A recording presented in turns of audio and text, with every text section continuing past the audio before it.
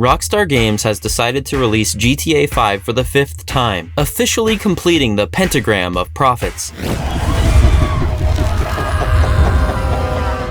Yes, GTA 5 has now outlasted 2 console generations, survived nearly a decade on PC, and it still refuses to die. Shockingly, PC players who already own GTA 5 received a free enhanced upgrade that finally brings us up to speed with the PS5 and Xbox Series X versions. Better than that though, we also get a feature that the consoles do not have: Raytraced Global Illumination. I think that this is the most impressive feature we've gotten so far. Timestamps are included on the play bar, so you can choose what you want to watch. Also, if you want to help me film my next video, I'm working on it right now. It's almost done, and you can join my Discord in the description and help me film some footage from my GTA 6 map that I've been working on.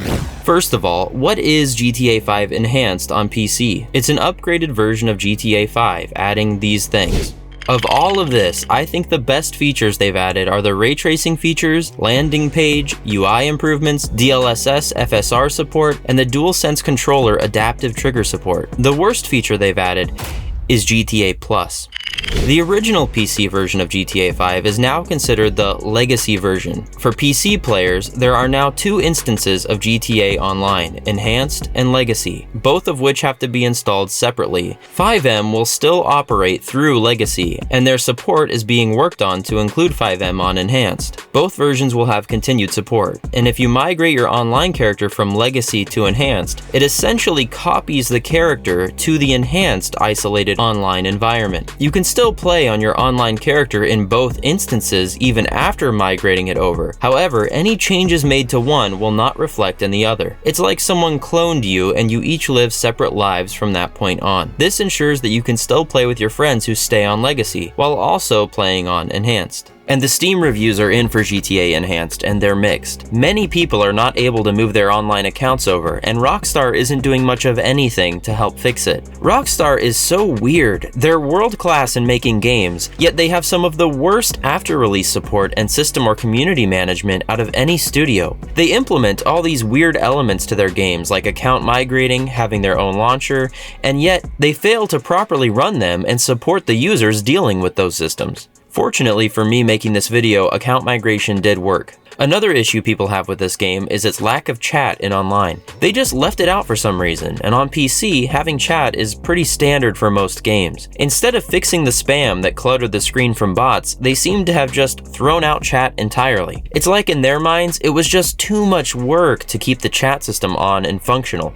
But they did make sure to add GTA Plus. Rockstar made the right decision by giving this away for free to PC players who already own GTA 5. But I can't help but wonder how that makes console users feel, some of which have likely purchased this game 3 times now as it shifted from console generation to console generation. Meanwhile, PC players have only had to buy it once, and are all caught up on features and even have better ones like Global Illumination. And honestly, while it's great that they've released this as a free upgrade, it's getting a bit embarrassing that they're still pushing this game on people. It's time to start talking about GTA 6. It's time to start releasing new games. The only thing that makes this make sense is that they wanted to leave GTA 5 in a good state before leaving it behind for good, while of course being sure to add GTA Plus. Something I found pretty wild is that this game already has a legacy version, yet the company behind it has only released a single trailer for its next installment. Many people are having trouble seeing the difference this enhanced version brings, and some images that people are posting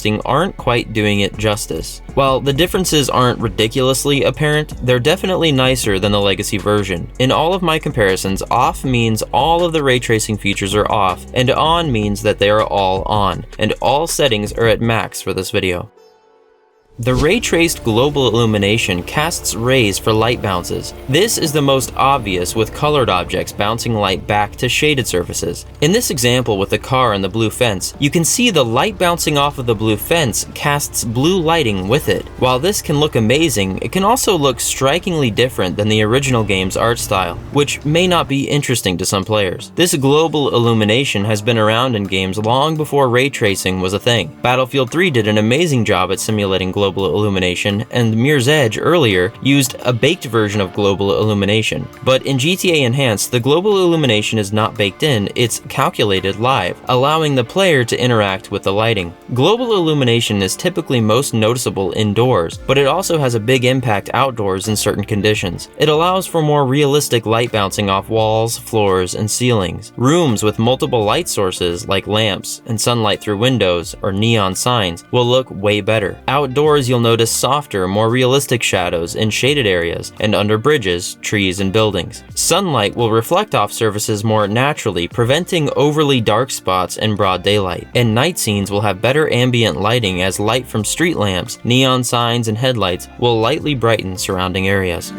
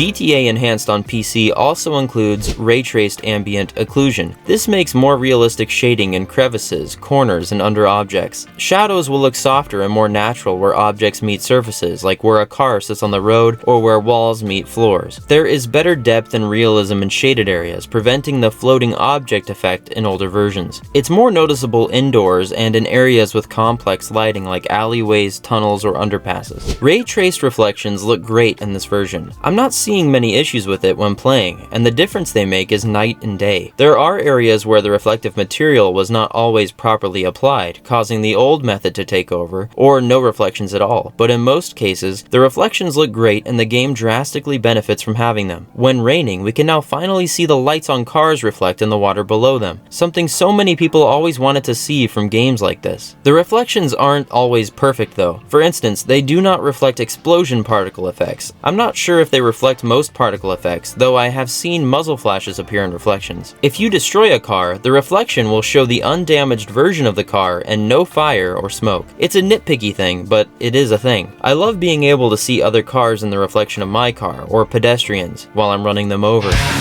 There are also no reflections in mirrors. To expect that on a free upgrade would be silly though. However, I did expect this from Expanded and Enhanced because that was a reselling of the game. Ray tracing really enhances surface details, making materials look more realistic. Wet surfaces now reflect light more naturally, with puddles showing crisp, accurate reflections instead of blurry approximations. Clothing also benefits, with fabrics reacting more believably to lighting, creating subtle highlights and shadows that add depth to character models. Whether it's rain-soaked streets at night or sunlight hitting a leather jacket, the improvements are instantly noticeable. Water reflections don't seem to be using ray tracing. They're still reflecting LOD models the same way reflections used to work on the legacy version, utilizing cube maps. But it's mixed with some sort of screen space reflection too, and the character reflects even when he's off screen. Maybe someone in the comments can describe what's happening here, but it definitely isn't just full-on ray tracing. Hopefully GTA 6 will have full ray traced water reflections, since the Vice City area and the entire state of Leonida will have tons of rivers, swamps, the Gator Keys, and more. Explosions in GTA 5 Enhanced look better. All the updated particle effects from the PS5 version are here, meaning fire, smoke, and debris now have way more detail and volume. The smoke looks way better than it used to. Tire smoke now looks a lot better too, but it's kind of depressing that I'm still talking about the smoke in a game from 2013. I think we're all done with this game by now and ready to move on.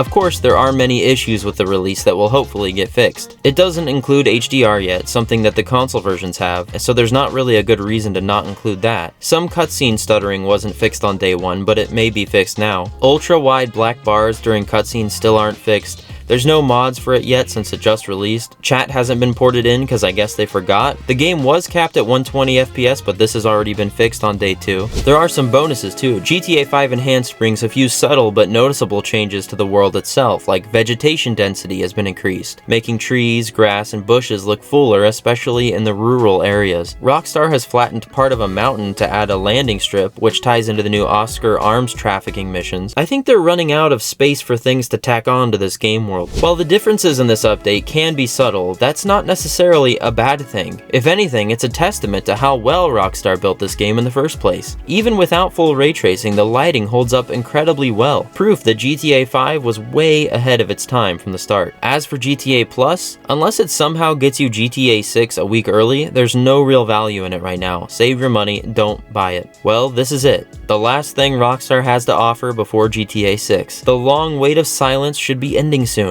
It's been a long road, but GTA 5 is nearing its end. Through this time, we've loved it and we've hated it. This free update is overdue in my opinion. It should have been released when console users received it, and it should have been free to everyone. At the end of the day, this update doesn't reinvent GTA 5, it just refines it. It's a nice upgrade, but it also serves as a reminder of how well the game was made to begin with. Now, all that's left is to see if Rockstar can top it with GTA 6.